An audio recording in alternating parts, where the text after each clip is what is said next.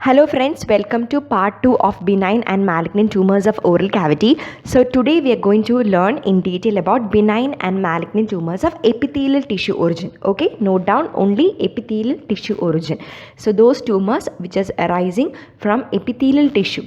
So in the first part I had explained what is an epithelium and what is a connective tissue. So from the epithelial tissue origin, what are the benign tumors and malignant tumors? Let's go in detail. Okay. First one is squamous papilloma. Squamous papilloma, or otherwise known as what? So just remember, the squamous papilloma is a benign tumor of epithelial tissue origin. How does it appear like? How does it look like? So look into the picture. In the picture you can see a small cauliflower like growth, isn't it? Okay, it is similar to a cauliflower. So the first picture from Neville, okay, from Neville textbook I had taken. So it is that the appearance is like a warty or a cauliflower like. So the second picture is actually that of a cauliflower. So it is similar to that of a cauliflower like appearance. Okay, so the question can be like this: a warty or cauliflower like growth is actually a benign tumor, is actually a squamous papilloma. Now the same thing, the squamous papilloma is actually caused by HPV, human papilloma virus. Which strain? Actually it is caused by 6 and 11. It is caused by 6 and 11. So how will you remember the 6 and 11? In squamous papilloma, instead of L, okay, substitute 1, okay, substitute 11 instead of L. Okay, so squamous papilloma, you can remember that way. So HPV 6 and 11. Squamous papilloma is caused by HPV strains 6 and 11. So the appearance is that of a cauliflower like. Now, this common wart or verruca vulgaris of the skin is the analogous part to that of the oral papilloma. So suppose you don't have an infection in the oral cavity. So on the skin, when it appears, it is called as verruca vulgaris of the skin. Okay, that is what the third picture shows. The third picture, you can see verruca vulgaris of the skin on the left side, and the inoculation of that, auto-inoculation of this particular lesion into the oral cavity is what is given on to the right side. Okay, the second picture, oral cavity picture. So it is caused by the skin version of the squamous papilloma is caused by HPV strains 2, 4 and 40. It is caused by HPV strains 2, 4 and 40. Whereas oral part is caused by HPV strains 6 and 11. So how is it auto-inoculated? Auto-inoculated means you have a lesion onto the skin, and when you have a finger sucking habit, okay, on finger sucking habit, the same lesion is getting inoculated onto that. It is getting infected to that of the oral cavity. Okay, if you have a finger sucking or a finger nail biting habit, this lesion from the skin is getting inoculated onto that of the oral cavity. Understood? So that is how it appears. Appearance is that of a cauliflower like appearance. Squamous papilloma, remember, substitute L with 11, so you can easily remember the strain HPV 6 and 11. So in this particular case, the multiple oral papillomas, okay, if you have multiple oral papillomas, which is the syndrome? It is a syndrome as Cowden's syndrome. It's an autosomal dominant disorder, okay, and this Cowden syndrome is actually a cutaneous marker of breast cancer. So if a person is having Cowden syndrome, which is autosomal dominant disorder, then it can be a pre-marker to that of a breast cancer development. So how do you remember this? So remember with this a simple way, remember cow with that of a breast cancer. Okay, so that is the mnemonic. So remember cow with breast cancer. It means what? Cowden syndrome is a cutaneous marker of breast cancer. So that is how you have to relate and study. Multiple oral papillomas are seen in which syndrome? Seen in Cowden syndrome. Now, when there is a HPV infection, when there is a human papilloma virus infection, HPV infection, it is affecting the epithelial cells. So, look into that histology picture. So, in that histology picture, you can see coilocytes. So what are actually coilocytes? These are actually this HPV altered epithelial cells, because the virus is actually multiplying within the epithelial cell. When the virus is multiplying within the epithelial cells, the nucleus is getting shifted to the margin. Okay, the nucleus is getting shifted to the margin. So this appearance is that of a coilocyte. So that is the appearance of a coilocyte within the epithelium. So coilocytes are seen in human papillomas or any HPV altered epithelial cell is called as a coilocyte. So the appearance is like perinuclear clear spaces and nuclear pycnosis you can see. Why this happens? Because virus is multiplying within the epithelial cells. Now the differential diagnosis for oral papilloma is actually fibroma. So fibroma is similar to that of a papilloma, so you can get confused when a patient comes to you with this type of growth in the oral cavity. You can either give it as a fibroma provisional diagnosis, or you will give it as a squamous papilloma. So how do you differentiate them? In case of a fibroma is not pedunculated. There will not be a stalk. There will not be a peduncle for a fibroma. But in case of a squamous papilloma, you can see a pedunculated. It will be pedunculated most of the time. So fibroma will be not at all pedunculated. Okay, it will be mostly sessile. So that is how you have to differentiate between a fibroma and a squamous papilloma. Understood? Now, which are the HPV associated lesions? Other lesions, HPV, human papilloma virus can cause different lesions. So the other lesions other than squamous papilloma are quantilloma acuminatum, proliferative verrucous leukoplakia. That is very important question.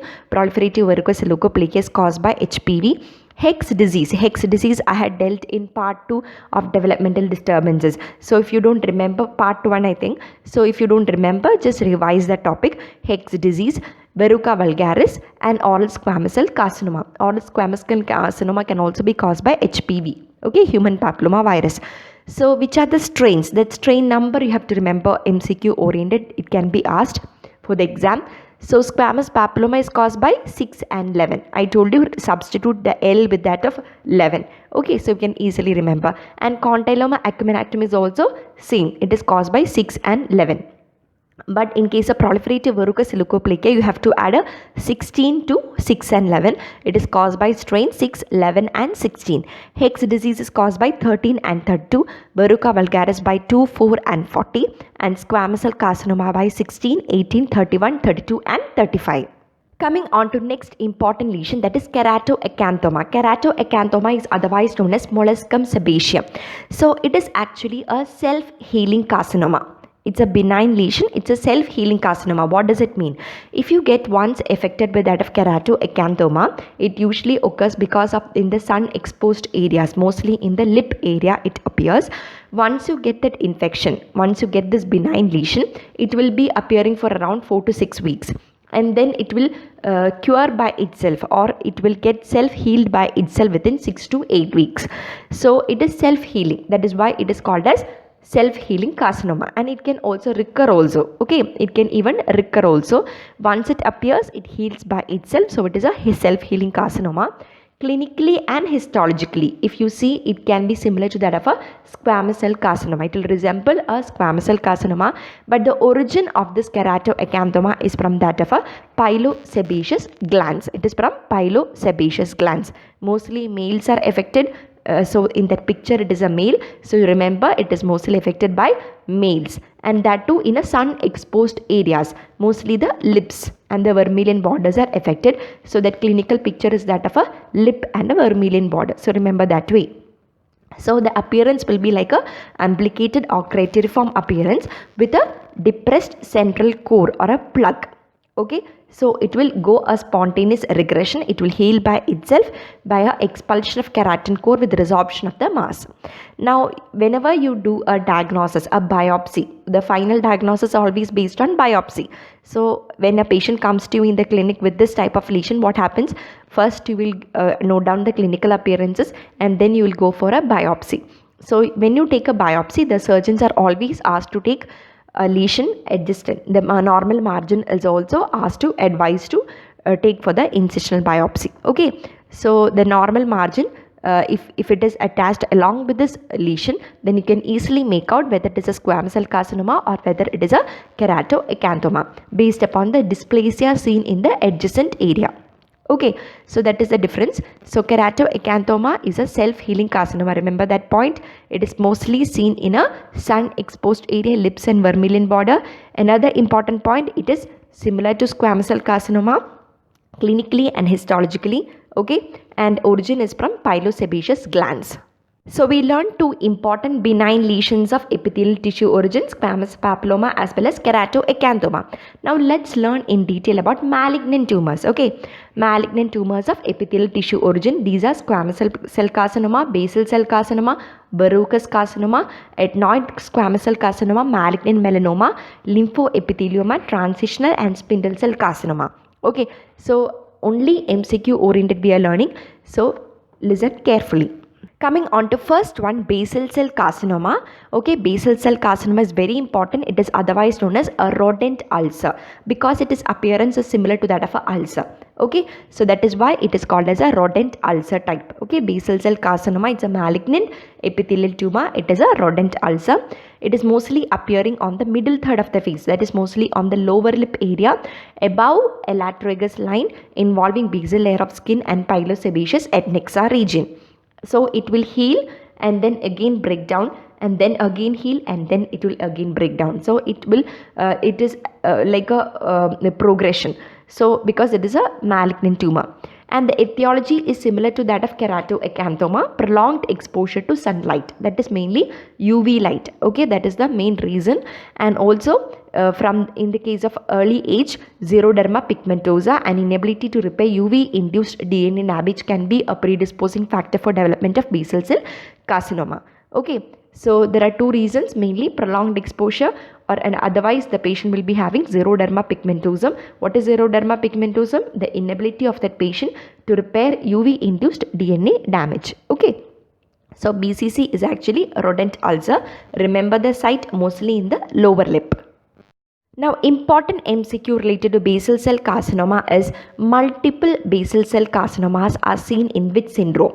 Okay, multiple basal cell carcinomas are seen in basal cell bifid rib syndrome. So remember that point, very very important. Multiple basal cell carcinomas are seen in basal cell nevus bifid rib syndrome, and they arise from pluripotential stem cell compartments of basal cell layer of epidermis and follicular structure.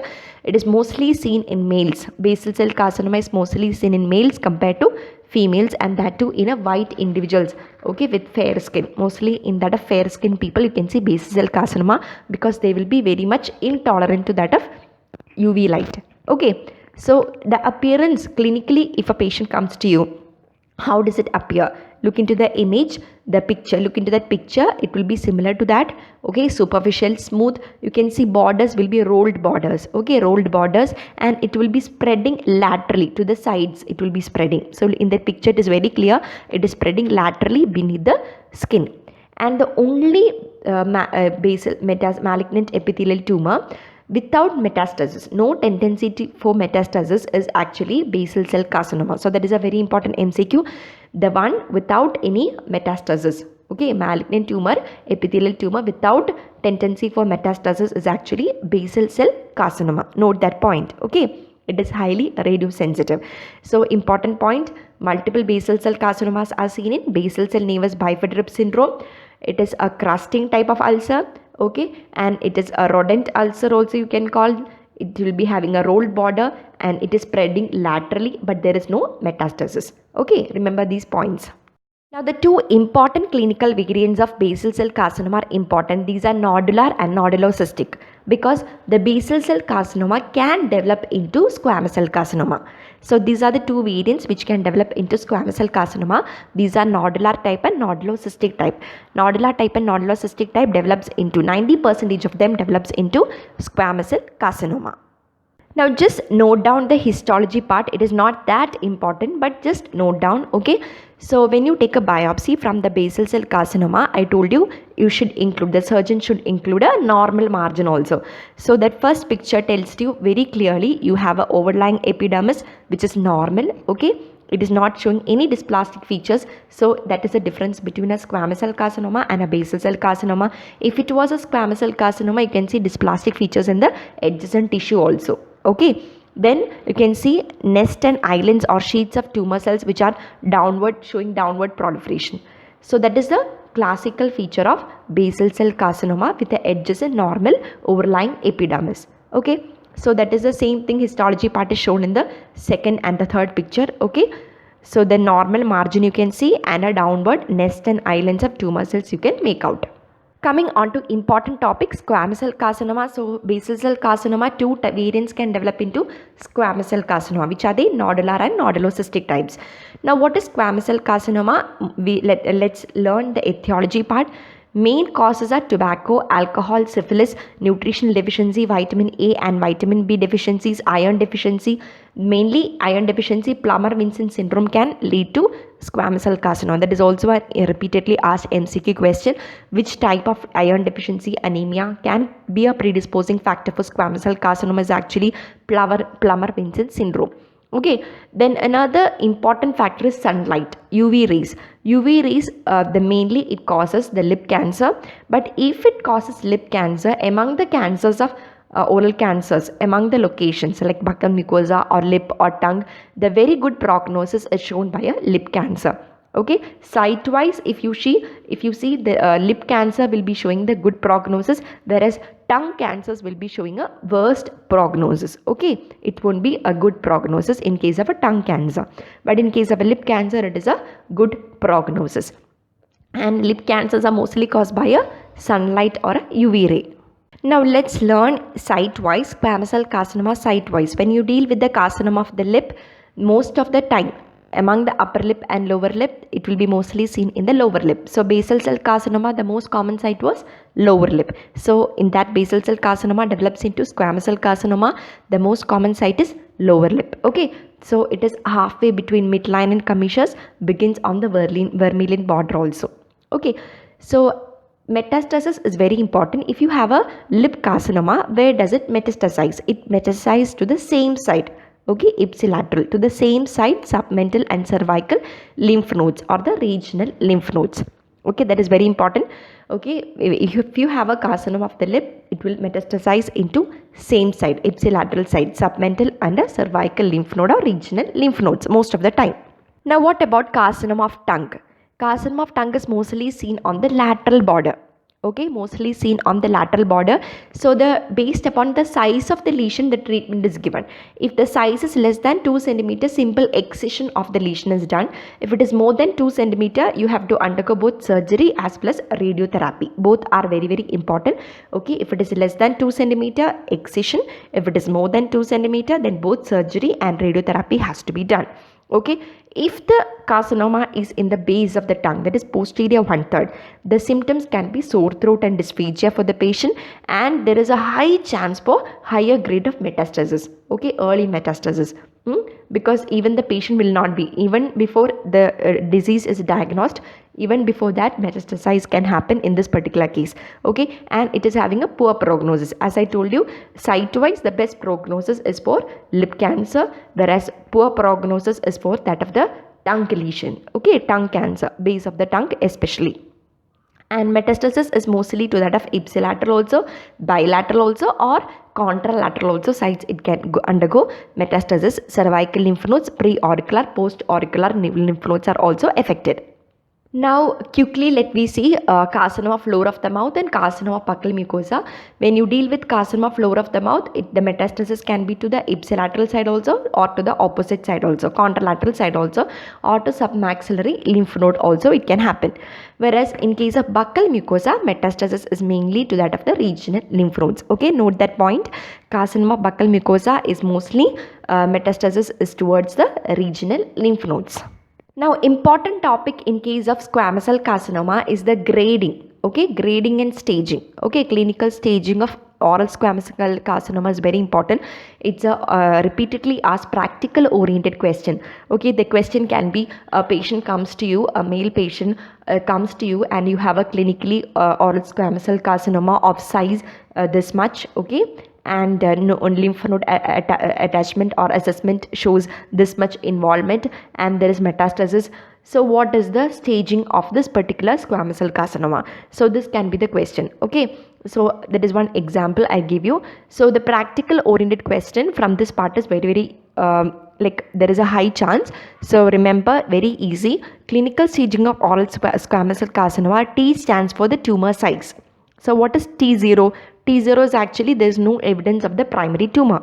TIS means there is carcinoma in situ. Okay, what is carcinoma in situ? I had told you mild dysplasia, moderate dysplasia, severe dysplasia. Carcinoma in situ means what? The carcinoma in situ, the entire epithelium is showing the dysplastic features. Okay. Then T1, T2, T3 and T4. What is T1? Tumor is less than 2 centimeter. If it is less than 2 centimeter, it is T1. T2, if it is more than 2 centimeter and less than 4 centimeter, then it is T2. But if the tumor size is equal to 2 centimeter, then it belongs to T1 itself. Okay, so don't be confused. T1 means if the tumor size is equal to or less than 2 centimeter. T2 means if the tumor size is more than 2 centimeter and less than 4 centimeter. And T3, the tumor size is more than 4 centimeter. Okay, and T4 is actually if the tumor is invading to deeper structures. Deeper structures means muscles and blood vessels. If it is invading deeper into the muscles and muscles, then it is known as T4, tumor invasion of deeper structures. Okay, so just remember T1, T2 and T3 less than 2, T1, 2 to 4, T2 and T3 is more than 4 centimeter. Coming on to lymph node. Okay, regional lymph node. N stands for regional lymph nodes. N0 means no regional lymph node metastasis. There is no metastasis, has not happened till now. N1 means only same side, the lesion, the same side of the lesion, single ipsilateral node is involved. Only one particular lymph node of the same side, but it is less than 3 centimeter in size. Okay, the lymph node size is less than 3 centimeter. So the tumor size was less than 2 centimeter T1, whereas N1 is actually if the ipsilateral node is less than 3 centimeter. N2 is again divided into N2A, N2B and N2C. Okay, what is N2A? N2A, single same side, single ipsilateral node is involved, but the size is greater now. 3 is like greater than 3 centimeter but less than 6 centimeter. N2B is same side, not single lymph node, more than that. Okay, multiple ipsilateral nodes are affected, but the size is less than 6 centimeter. N2C, it can be bilateral also or it can be contralateral also. Okay, but it is less than 6 centimeter. If the lymph node size is more than 6 centimeter, it belongs to N3. Okay, remember that point. If the lymph node size is more than 6 centimeter, it belongs to N3. So N0, no regional lymph node. N1, single ipsilateral node less than 3 centimeter. N2A, single but more than 3, less than 6. N2B, multiple ipsilateral nodes but less than 6 centimeter. N2C, bilateral but less than 6 centimeter. N3 is at least one of the nodes will be more than 6 centimeter in size.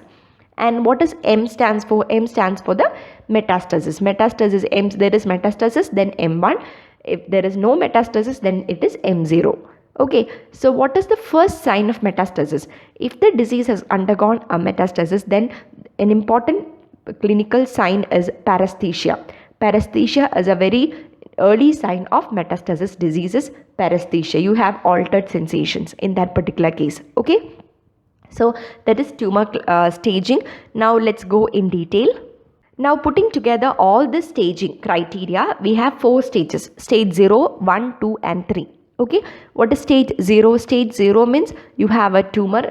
Okay, carcinoma in situ you have, but there is no lymph node involvement and there is no metastasis. Okay, in that particular case. What is stage 1? The tumor size is less than 2 centimeter, T1.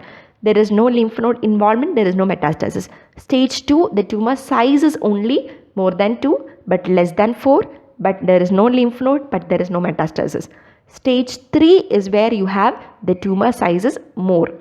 Okay, tumor size is more and there is no lymph node involvement, there is no metastasis, or it can be a lymph node involvement also, but the tumor lymph node involvement will be less than 3 centimeter. Rest everything belongs to stage 4. Stage 4, the tumor size is greater, whereas the lymph node size also will be greater, and there can also be metastasis in case of stage 4. So remember this, very important. Staging is very important. So they can give you a stage, they can give you an example. They will give you T3, N1, M0. Okay, so which is this particular stage? T3, N1, M0 belongs to which stage? It belongs to stage 3. T2, N0, M0. Which stage it belongs to? It belongs to stage 2. a patient has a lymph node status of T4N1M0, which is the stage? The stage is stage 4. Okay, so this is how they can ask you practical oriented question. So remember the numbers, it's very important. Now histologically, if you take a biopsy from that particular area, if you will see under the microscope, histological grading of squamous cell carcinoma, it is divided into well differentiated grade 1, moderately differentiated grade 2 and poorly differentiated grade 3. Now what is well differentiated squamous cell carcinoma? See the second picture, not the histology picture. See the second picture. You can see a father and son, isn't it? Haven't you heard the phrase like father, like son? So in that particular picture, the son wants to do whatever the father is doing, isn't it? But there is a slight difference. What is the difference? The tie is different in both the case.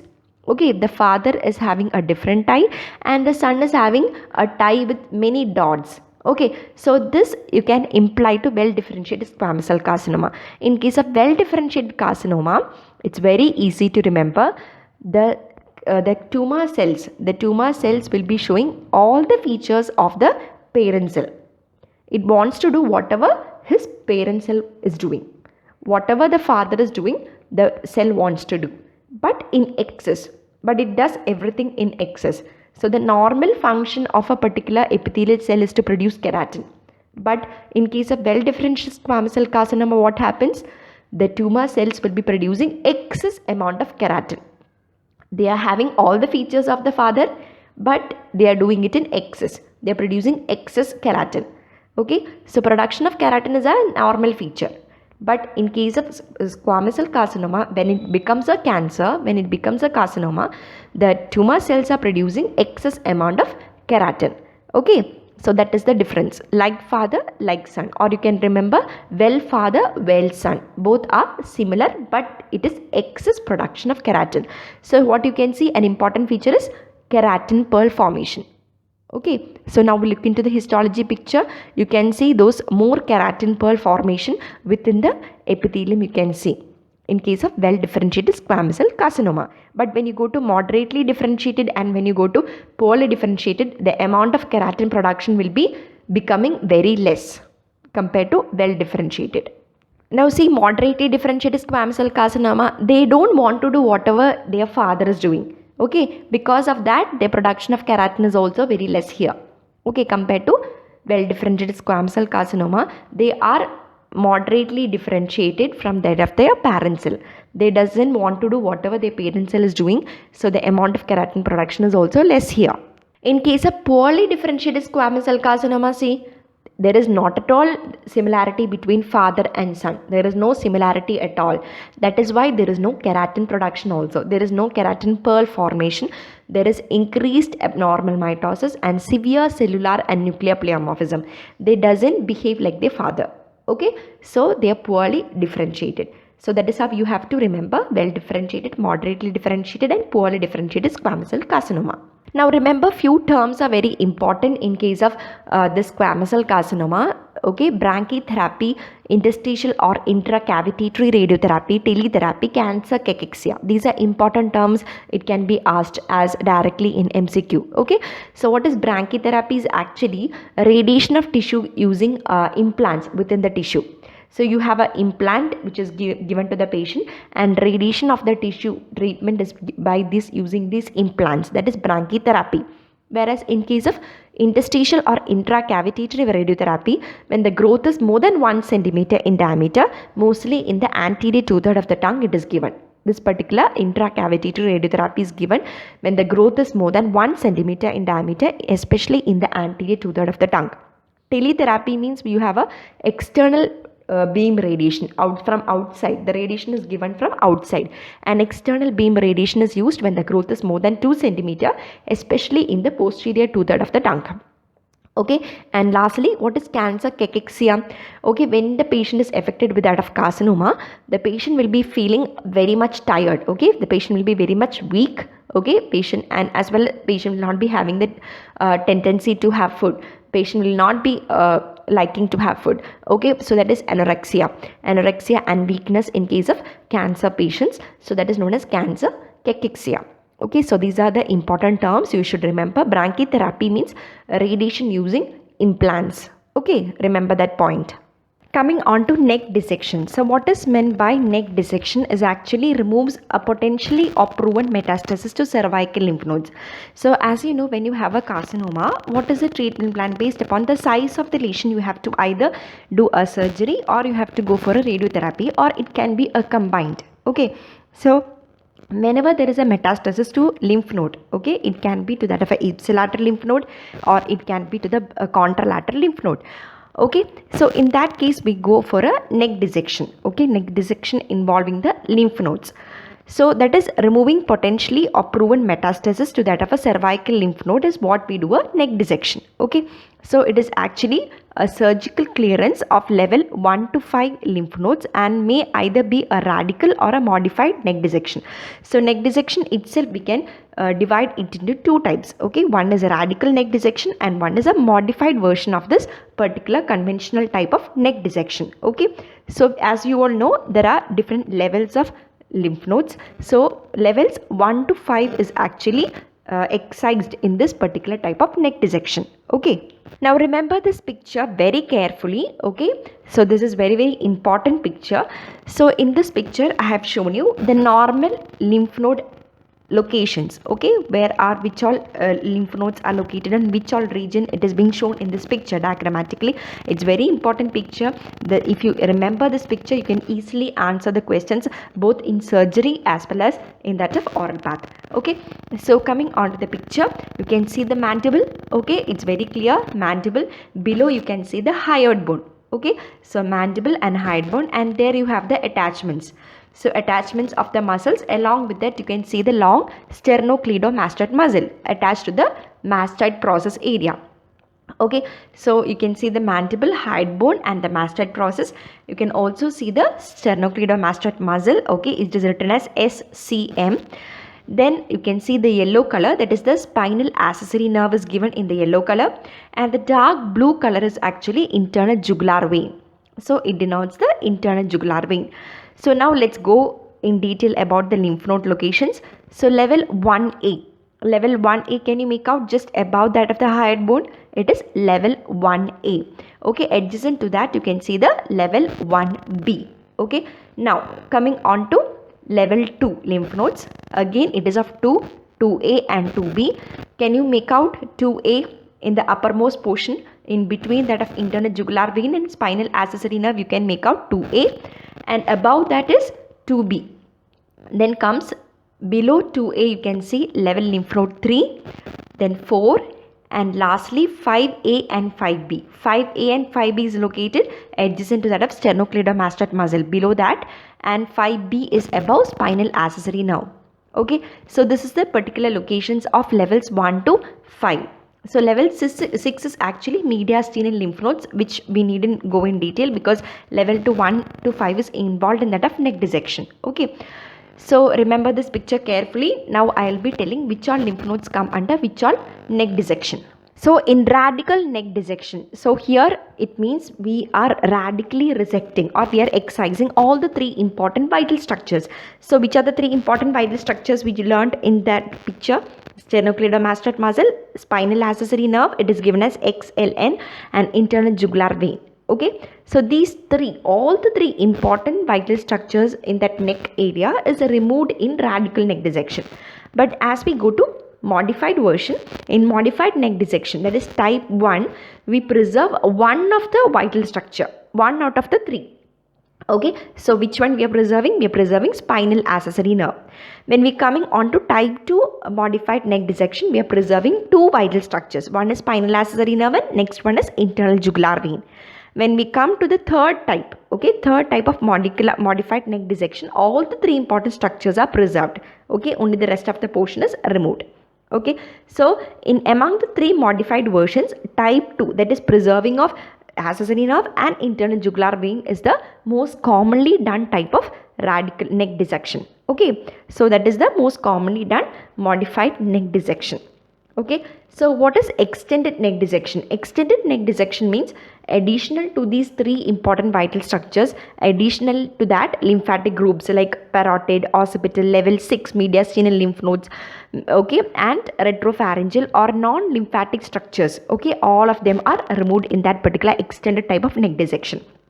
So mainly there are two types. One is conventional type, that is the radicular neck dissection, where we resect all the three important vital structures, and another one is modified version, where you have all the three different types, subtypes. In the type 1 we are preserving spinal accessory nerve, type 2 we are preserving spinal accessory and internal jugular vein, and type 3 we are preserving all the three important, sternocleidomastoid, spinal accessory and internal jugular vein. So remember this, among these three, modified neck dissection type 2 is most commonly done. So this is important MCQ, remember that. Now what is selective neck dissection? Besides the radicular neck dissection and modified version, there is another one more type, that is selective type of neck dissection. So here we remove only a high risk lymph node groups based upon the tumor site. So based upon which area the tumor is located, based on that we remove only high risk group of lymph nodes. So in type supra-omohyoid type, okay, that is a type of selective neck dissection, supra-omohyoid type, here level 1, 2 and 3 is removed. Okay, level 1 to 3 is removed in case of supra-omohyoid. Coming on to lateral type, here all the laterally placed lymph node type, that is 2, 3 and 4, these three are removed. Okay, coming on to anterolateral. So see the picture, in anterolateral 1 to 4, all the 1, 2, 3 and 4, all the 4 are removed in case of anterolateral type of selective neck dissection. So you got the point. In case of supra-omohyoid type, only the above omohyoid muscle, okay. So 1, 2 and 3 is removed. In case of laterally placed 2, 3 and 4, and in case of anterolateral 1 to 4 is removed. Okay, clear? Coming on to the last one, that is the treatment part, that is commando operation or commando procedure. So usually asked question is, what is the full form? Okay, what is commando operation? Actually combined mandibulectomy and neck dissection operation. So short form of that is commando. It's combined of what? Mandibulectomy. Here mandible is removed, along with that neck dissection is also done. Okay, so what all the three things which come under this commando operation? Remember, it comprises glossectomy, the tongue is removed, total removal of the tongue is done in commando operation. Along with that, one half of the mandible is removed, that is hemimandibulectomy is done, and lastly we do the block dissection of the cervical nodes. So when all the three procedures come together, it is called as commando operation. Okay, so extensive removal is taking place here, so that is why it is called as commando operation. It is combined mandibulectomy, hemimandibulectomy is done here. Along with that, glossectomy, tongue is removed, entire tongue is removed. Along with that, cervical lymph nodes are also removed. Coming on to next important type of malignant epithelial tumor, that is verrucous carcinoma. So just now we learned about squamous cell carcinoma. So secondly we are learning about verrucous carcinoma. So from the term itself it is very clear the appearance of the lesion is verrucous type. Okay, it is exophytic growth. Okay, so it's a warty variant of squamous cell carcinoma, actually means a cauliflower type growth of variant of squamous cell carcinoma. So it is exophytic overgrowth of keratinizing epithelium having minimal epitypia. So how can you make up a difference between squamous cell carcinoma and verrucous carcinoma? How the oral pathologist find out under the microscope? In case of squamous cell carcinoma, if you take a biopsy of that particular lesion and if you see under microscope, if it was squamous cell carcinoma, we can see dysplastic features within the epithelium. Okay, so now you will be knowing what are the dysplastic features. I told you mitosis, increased mitosis will be there, increased pycnosis will be there, okay, abnormal nuclear cytoplasmic ratio will be there. Okay, so all these features will be seen from top to bottom in case of a squamous cell carcinoma. But in case of verrucous carcinoma, you cannot find such features. If you take a portion of the epithelium of this verrucous type of lesion and see under the microscope, there will be minimum, okay, very less. Okay, not at all, it won't be cleared, distinguishable, only very minimal type of atypia will be seen in case of verrucous carcinoma. So that is a major difference how the pathologist make out whether it is a squamous cell carcinoma or whether it is a verrucous carcinoma. Another thing, clinically what is the appearance? It is a exophytic overgrowth. Okay, and one more thing, under the microscope if you see, the borders will be histologically the epithelium. I told you before itself how does the normal epithelium and connective tissue look like. I had shown you one picture. Okay, so in case of verrucous carcinoma, the rete ridges will be like pushing type rete ridges into the connective tissue, into the underlying connective tissue. I'll be showing the picture. Okay, so pictures are very very important because nowadays in NEET question paper you can see lots and lots of histology pictures, lots and lots of clinical pictures. It is image based question paper nowadays, so images are very very important. So note down, correlate and study. It's very very important. Okay, so males are having higher predilection for this particular type of lesion. Verrucous carcinoma is mostly seen in case of males. Okay, 3:1 is the ratio. So clinically, how does it appear? It is a exophytic papillary. So these are the terms which are given exactly in the Schaefer textbook. So remember the terms: exophytic, papillary with a pebbly surface. They are covered with a white leukoplakic film, rugae-like folds with deep clefts in between. Okay, so I hope it's clear. So note down the clinical picture as well as the histology picture. So first picture shows the histology. So note down the basement membrane is intact, but the epithelium is actually what? They are like elephant foot type of rete ridges. Okay, so elephant foot type of rete ridges, broad rete ridges, they are pushing into the underlying connective tissue. So this is the classical appearance of a verrucous carcinoma. Okay, this is the classical histology picture. So remember the picture, it's very very important. So in between the epithelium, what you can see, look into the second picture, you can see parakeratin plugging. Parakeratin line in the cleft within the parakeratin plugging you can make out. Okay, and the epithelium is with minimal dysplastic features. Epithelial proliferation you can see downward from the epithelium into the connective tissue. So this is the important features of verrucous carcinoma. Now one important differential diagnosis, okay, of verrucous carcinoma is verrucous hyperplasia. Okay, squamous cell carcinoma is also one of the differential diagnosis, but that along with that another important clinical differential diagnosis is actually verrucous hyperplasia. Clinically you will have a doubt whether it is verrucous hyperplasia or verrucous carcinoma. So how will you make out the difference from verrucous hyperplasia? Verrucous hyperplasia is also a exophytic overgrowth just like that of verrucous carcinoma, but here you can make out the rete ridges are not into the connective tissue. Okay, they are not going down into the connective tissue, but they are outside, they are growing outside. Okay, so it's exophytic overgrowth of keratinizing epithelium similar to verrucous carcinoma, but without the destructive pushing margin. That bushing type of margin or elephant foot type of rete margins are not present in case of verrucous hyperplasia. So that is the difference between verrucous carcinoma and verrucous hyperplasia. Note down the difference. Coming on to the last important malignant epithelial tumor, that is malignant melanoma. It's very very important. Okay, so malignant melanoma, you see the clinical picture, it's a neoplasm of melanocytic origin. So now you will be knowing what is a melanocyte. A melanocyte is the cell which produces melanin, and it is the one which provides the color to the skin. Okay, so some people are white in color, some are brown, some are black. The skin difference, the difference in color to the skin is because of the melanin produced by the melanocytes. So melanocytes are the ones which produce the melanin. Okay, so when there is a neoplasm originating from these melanocytes, it is called as malignant melanoma.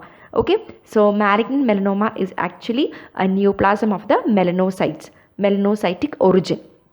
Okay, so from a benign melanocytic lesion, or it can be melanocytes within otherwise normal mucosa also, it can arise from the melanocytes. So basically malignant melanoma is arising from the melanocytes, just remember that. Okay, and etiologically it is the third most common skin cancer mostly seen, and etiology wise it is cutaneous melanoma. The causes can maybe a sun exposure, or it can maybe due to ultraviolet radiations, or a fair skin people are having high chance of getting this type of carcinomas. And genetic factor is very very important. The genetic factors, familial melanoma is the one which is hereditarily seen. Familial melanoma is a type of genetically seen melanoma, and it is due to abnormalities on chromosome 9p21 and xeroderma pigmentosum. These are the two types of melanoma which is seen, and these are actually hereditary wise. It is given to the patient, it is got for the patient hereditary wise. Okay, now growth of this melanoma is very important. Growth of the, how does this melanoma grow? It is having two types of growth. It's very important. MCQ wise it is very important question. The growth of melanoma is of two phases, in two phases. One is radial growth phase, another one is vertical growth phase. Okay, so the initially when the lesion begins, when it grows, Okay, it is actually radial growth. Or the neoplastic process is confined to the epidermis, only to the epithelial area. Initially it will be confined to, but then it grows downward. Okay, so you have epithelium and down you have the connective tissue. Firstly, the lesion will be growing within the epithelium, that is the radial growth phase. Next, the same growth goes downward into the connective tissue. It expands into the connective tissue, that is vertical growth phase. So that is neoplastic cells are populating the underlying dermis or underlying connective tissue. So this is the two phases of growth of melanoma. Remember that. Firstly, initially it grows within the epithelium, it is a radial growth pattern, and then slowly these melanocytes, these oncocytic melanocytes, they grow downward into the connective tissue, that is vertical growth pattern. Okay, clear? Now this picture shows you the histology part. Okay, first I'll show you how does the radial growth pattern take place, and next picture I'll show you the vertical growth pattern. So this picture is showing what? Radial growth pattern. So that is the epithelium. So within the epithelium, that purple color, okay, these are the cells, these large epithelioid melanocytes. Can you make out? These are large epithelial melanocytes and they are pagetoid manner or buckshot scatter. So they are growing within the epithelium. So that purple color cells are seen within the epithelium. Underlying you have the connective tissue, and the basement membrane is intact in this particular case. But when it moves to that of the second phase, that is vertical growth pattern, now you can see the purple cells are moving downward into the underlying connective tissue. It has gone downward. Okay, so it has gone from the epithelium, it is going downward. So that is vertical growth pattern. So the proliferation of the malignant epithelioid melanocytes into the underlying connective tissue is seen in as single cells, or they are seen in clusters. So they produce melanin. So these are the black spots are actually melanin produced by these abnormal melanocytes. Okay. Now let's learn about the classification. Finally, the superficial spreading type of melanoma is seen. One type. Second type is nodular melanoma. It is the most malignant type of melanoma. So remember that point. Okay. So it's very important. Nodular melanoma is the type of melanoma which is most malignant type. Thirdly, you have lentigo-maligna melanoma. It is the least malignant. So remember LL. Lentigo, least malignant. Okay. Acral lentiginous melanoma and amelanotic melanoma. So these are the different classification. So in this classification, remember which is least malignant, it is lentigo-maligna, and which is most malignant, that is nodular melanoma. These two are very, very important. Coming to the end of part 2 of benign and malignant tumors. So in this particular part, we dealt about what? The epithelial tumors, both benign and malignant. So within the malignant melanoma, the last portion we are dealing, which is the rule for diagnosis of melanoma. That's an important MCQ. We follow ABCDE rule. Very easy to remember. Okay, so the rule for clinical diagnosis of malignant melanoma is actually ABCDE rule. Okay, remember that point. What is A? A stands for asymmetry. Okay, when you have a patient coming to your clinic, a patient is having malignant melanoma. So what is the rule for this clinical diagnosis of this particular patient? If that is a question, you have to give the answer as ABCDE rule. What is ABCD? A stands for asymmetry. Okay, B stands for border irregularity. So the lesion will be asymmetrical. The lesion will be having a border irregularity. The color of the lesion is very important. Color will be irregular. Okay, because of the abnormal melanin production. Lastly, the diameter, the size of the lesion will be greater than 6 mm. It will be a huge lesion, greater than 6 mm, and it will be elevated. It will be raised above the skin surface. So this rule is very, very important for clinical diagnosis of melanoma. So nowadays it is practical oriented questions are being asked mostly in the question paper. So remember this, they can put a case scenario. Okay, a 65-year-old patient or a male patient or female patient comes to the clinic. So they will beat around the bush, but they will be aiming at the correct answer. Okay, so rule for clinical diagnosis of melanoma, just remember ABCD rule. A stands for asymmetry, B stands for border irregularity, color irregularity, diameter will be greater than 6 mm, and elevation, it will be raised above the surface. Okay, so these are the important points you should remember. And most of the times melanoma, malignant melanoma will be seen in the palate. Palate is the most common site of malignant melanoma. So they can also give you like this like this, okay, which is the commonest location is pellet, okay, pellet, and they're mostly seen in males. I told you it is mostly seen in males, it is mostly seen in fair skinned people, it is mostly seen in cases of sun exposure, UV ray exposure, okay. So remember all these points. Growth pattern, you remember radial growth, vertical growth. So I hope when I tell all these points, those pictures will be coming to your mind, okay. So always relate with the pictures, remember the pictures. Classical histology part, okay, verrucous carcinoma, broad rete ridges, okay, the elephant foot type of rete ridges are seen in that verrucous carcinoma. It's very easy to remember when you correlate and study with the picture, okay. So next part we'll be dealing about the part 3 will be connective tissue tumors, okay, benign and malignant connective tissue tumors. So learn very nicely, revise, that is the only way to remember and retain and reproduce, okay. Thank you.